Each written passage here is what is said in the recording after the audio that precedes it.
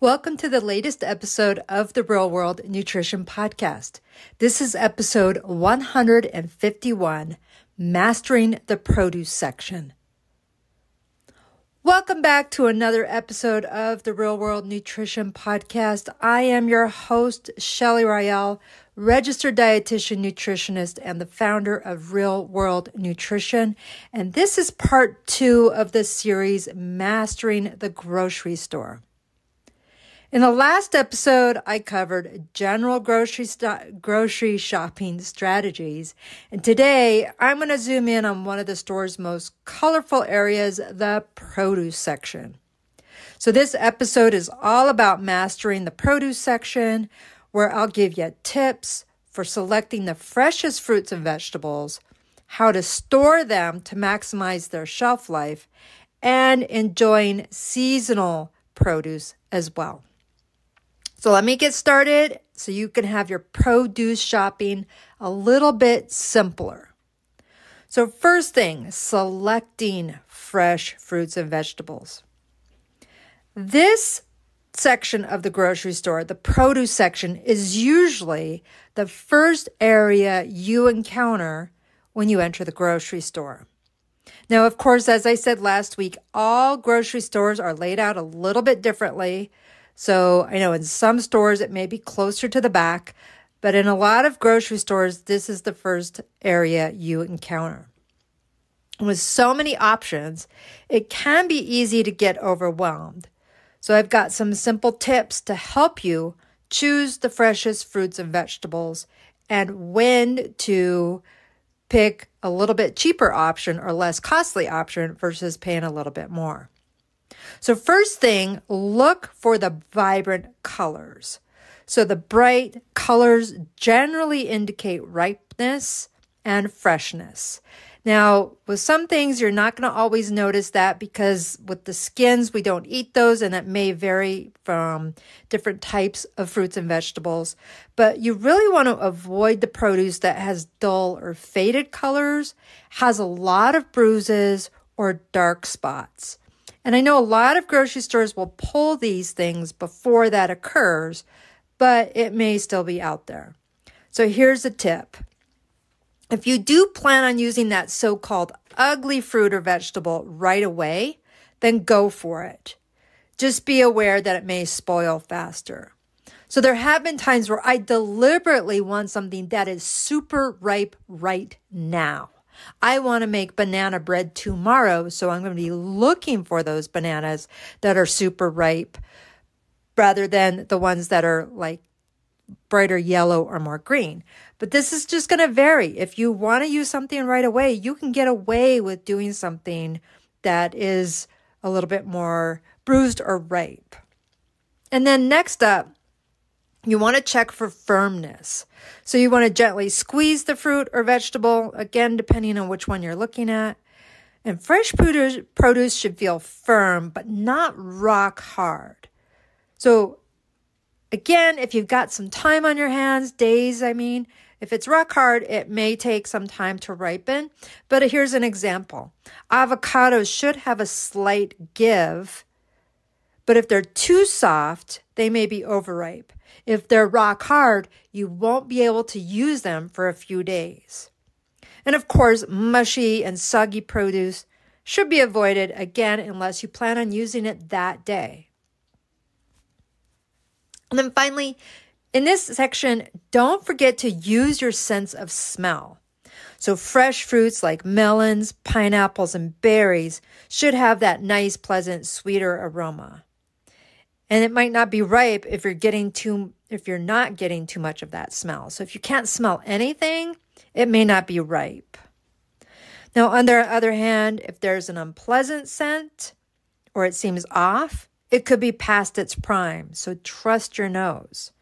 But this also helps for things that are in a clamshell or those plastic containers or in netted bags. So you may not see each berry or each fruit, but you can get a whiff of whether something is still fresh. So if I'm buying a container of grape tomatoes or a container of strawberries, I can look, but I'll also smell it to see if there's anything that seems a little bit too off. I also recommend you pay attention to leaves. So the leaves of different vegetables especially. So if you're buying leafy greens, herbs, or vegetables with tops like carrots, look for those crisp and vibrant leaves. So even if you're not eating the leaves of the carrots, you still want them to look pretty fresh. If they're wilted or yellowing, that could be that produce is on its way out. And this same goes through this is a mouthful, stem veggies, the stems of veggies like asparagus or broccoli. So they should be firm, but they shouldn't be dried out or split. So remember, your goal is to bring home the best of the bunch, and it helps keep your meals fresh and flavorful and ideally optimal nutrition. So how about once you get the vegetables and fruits home, how do you store it to maximize freshness? Well, for one, don't forget you have it. That tends to be what happens most often is people put it away and then forget that they have it or don't have a plan to use it. But really, in the area of storage, the fridge is your friend for most vegetables. So leafy greens, broccoli, and carrots are the way to, or the fridge is where you store these most often. And you can use perforated plastic bags or containers to allow airflow and reduce moisture buildup. Honestly, when it comes to greens and broccoli, and even to a certain extent carrots and cucumbers, I don't leave them in their bags. I let them loose in the drawer. And so once those are ripe, you can remove them from the fridge, and it can help extend their shelf life. Rather, I should say, that's not with vegetables. You want to have those stored in your vegetable crisper or that drawer, so it's right there when you need it. Here's the things that I want to emphasize here is not everything belongs in the fridge. So fruits like bananas and tomatoes and avocados, store those at room temperature on the counter. And once ripe, those are what you want to move to the fridge to extend their shelf life. So if you've got bananas or avocados that are ready today, but you're not ready to use them today, you can put those in the fridge and it'll slow down that ripening process. Now, fruits like berries, strawberries, cherries, those can be stored in the fridge to help extend their shelf life. But other stone fruits, actually cherries don't need to be stored in the fridge, but berries, you do want to have them in the fridge. Things like nectarines and peaches, those can be stored at room temperature. Now, here's another thing.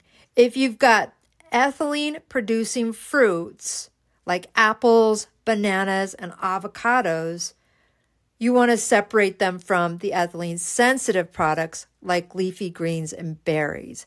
So some of those real, what I'll dare say, fragile fruits and veggies like berries and leafy greens, the gases that are being put off by the apples and bananas and avocados can really affect those, and it'll speed up ripening.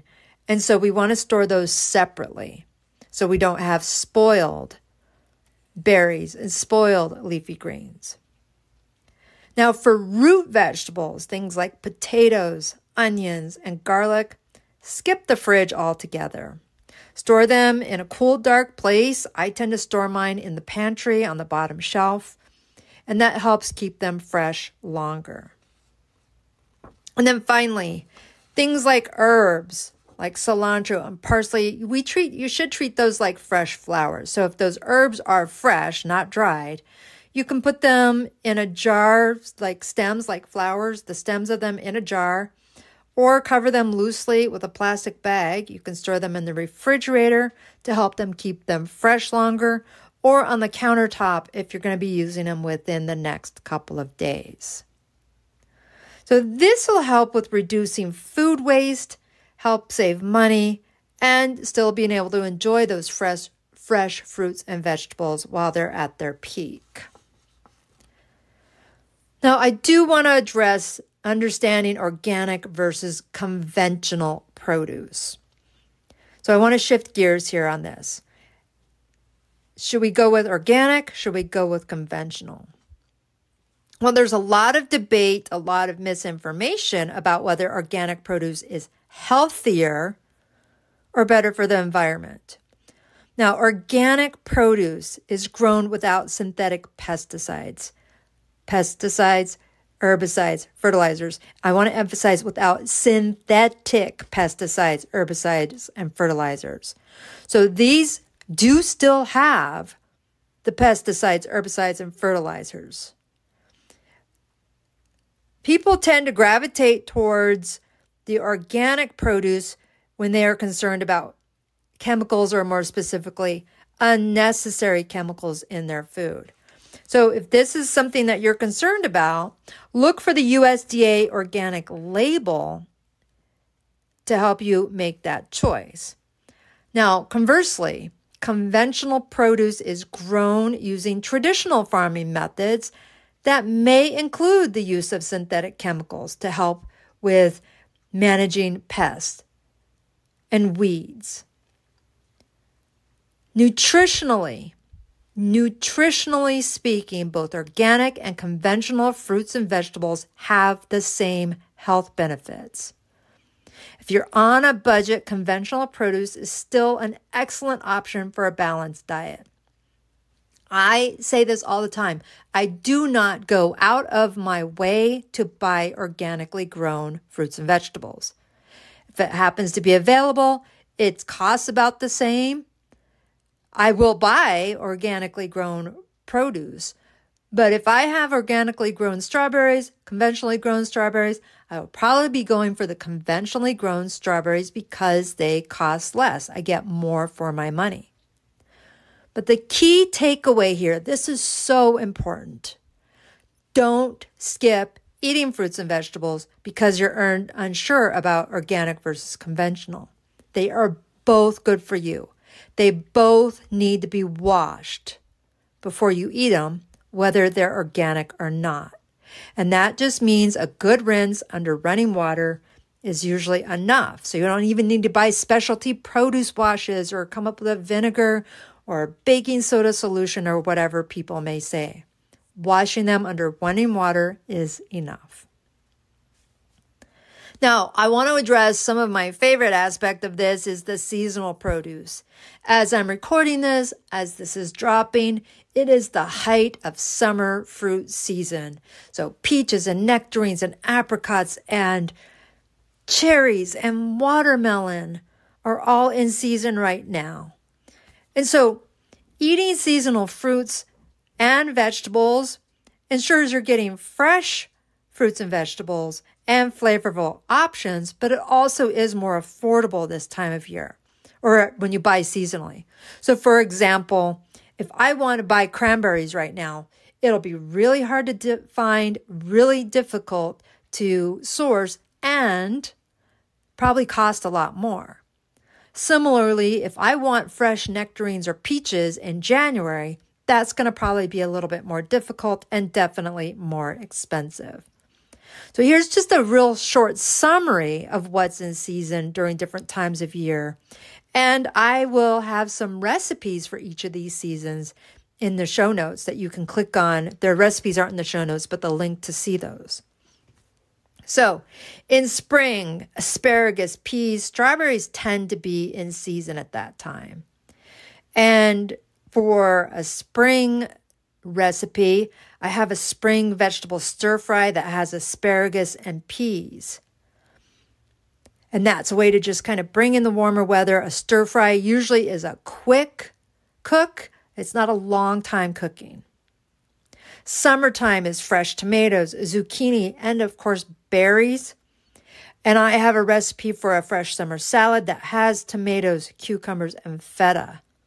And that's whether you want that to be a full-on meal or a hearty side dish to go with a main dish. And then as we're coming into fall in a couple months here, or actually a little over a month, winter tends to be the fresher citrus fruits. We get those hearty leafy greens like kale, and then winter squash is in season. So a recipe I have linked is a citrus kale salad with a honey lemon dressing that can really be fresh but still hearty in the cooler days. So again, I will link all of these recipes, or I have these linked in the show notes. So I just want to make sure that you check them out and you can get the full-on recipes there. So really, to wrap this up, this section of the grocery store, this can really be confusing. It can be overwhelming. I love seeing all the different colors when I'm in the produce section, and really paying attention to what's available and in season is really helpful. Paying attention to whether you can buy the conventionally grown or the ones that are not grown organically, not worry about it. You really, whether you're a child or an adult, have to eat a lot, massive quantities, to even reach the minimum threshold of pesticide residue. And when I say a lot, I'm talking amounts that most people would not be able to consume in a day, even if that was their full-time job. So this can really, mastering this section of the grocery store can really help with improving your overall diet. I tell people all the time, more fruits and vegetables. Don't get bogged down in the details. Select fresh fruits and vegetables, store them properly. Don't forget you have them, and pick up on the seasonal options. See what is available today, this week, this month. And by that, rather than insisting that we need to have watermelon in December. So this is really one of the biggest and best things that you can do for helping your overall health, wellness, and nutrition. So with that, I am wrapping up this week's episode of the Real World Nutrition Podcast. Again, episode 151. Next week's episode, I'm going to address the dairy aisle and help you with some informed choices for your specific nutritional needs. Obviously, I don't know you, but I know some overall needs of people and that dairy aisle. So I would love to ask you to follow this podcast, leave a review, share it for others who might find it helpful. With that, you all take care and bye for now.